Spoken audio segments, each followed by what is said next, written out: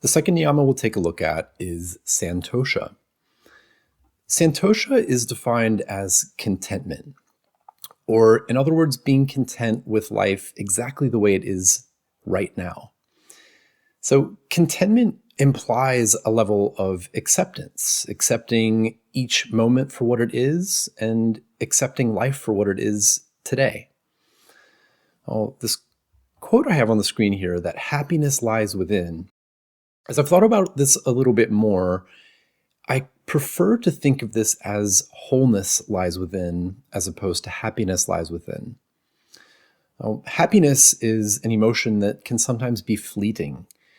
It can be an emotion that leads to a level of craving things to be a certain way or to feel a certain way.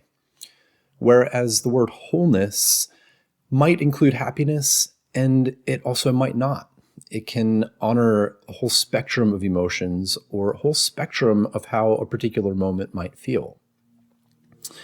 Well, this idea of craving things to be a particular way is something that's discussed in the Yoga Sutras of Patanjali as a concept called raga. This is describing the concept of us craving things or having certain cravings within our thought patterns. And this is juxtaposed next to another Sanskrit concept called dvesha, or an aversion to particular things. Well, to the extent that there is a craving or an aversion, these are concepts that are challenging for Santosha. They challenge the idea of being content or accepting things the way they are today. Well, a common mindset that comes up is what I like to call the I'll be happy when game. And in a lot of ways, our society is set up to play this game. So many of the things that come up in our society are about preparing us for the next thing. So this can come up in the I'll be happy when I finish school. I'll be happy when I get the new job. I'll be happy when I get the promotion. I'll be happy when I make the certain level of salary. Oh wait, I'll be happy when I make that salary after tax. The game can go on and on and on. So contentment is about being in the moment and accepting of the moment exactly as it is. You might have noticed I like to ground a lot of these concepts within the context of the 8 limbs of yoga. And again, with the aim of the practice to create harmony, purity, and stillness of prakriti, you might notice how the seeking versus just being is something that would likely create a bit of a distraction or sort of a ripple in the vibration of prakriti. You might also remember from earlier a quote I shared by Sadhguru, in that if we looked at life as an expression of happiness rather than a pursuit of happiness, it would lead to a significant paradigm shift. So the I'll be happy when game can certainly be a source of contentment or an obstacle to contentment. But another one that comes up is just in how it's easy to compare with others. You might remember from earlier these 2 graphics on the screen.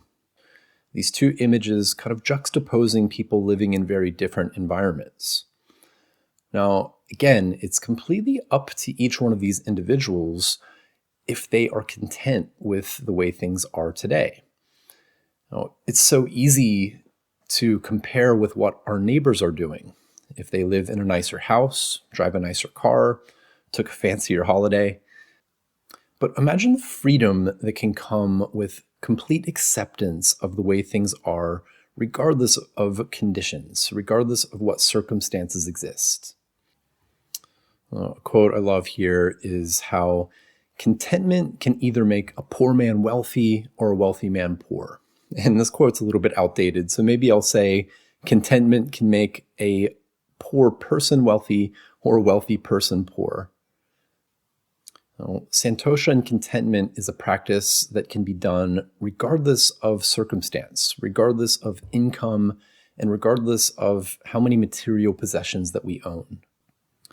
To the extent a wealthy person is seeking for more or looking outside to find the sense of happiness or wholeness, this can become a tremendous source of bondage.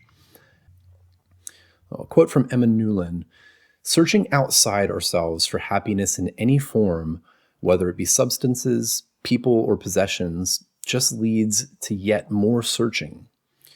Do not wait for happiness. You have everything you need right within you. Lastly, I wanted to leave you with a poem by Dorothy Hunt. So this poem is called "Peace is This Moment Without Judgment." Do you think peace requires an end to war, or tigers eating only vegetables? Does peace require an absence from your boss, your spouse, yourself? Do you think peace will come some other place than here, some other time than now, in some other heart than yours? Peace is this moment without judgment. That is all. This moment in the heart space where everything that is welcome. Peace is this moment without thinking that it should be some other way, that you should feel some other thing, that your life should unfold according to your plans. Peace is this moment without judgment, this moment in the heart space where everything that is welcome.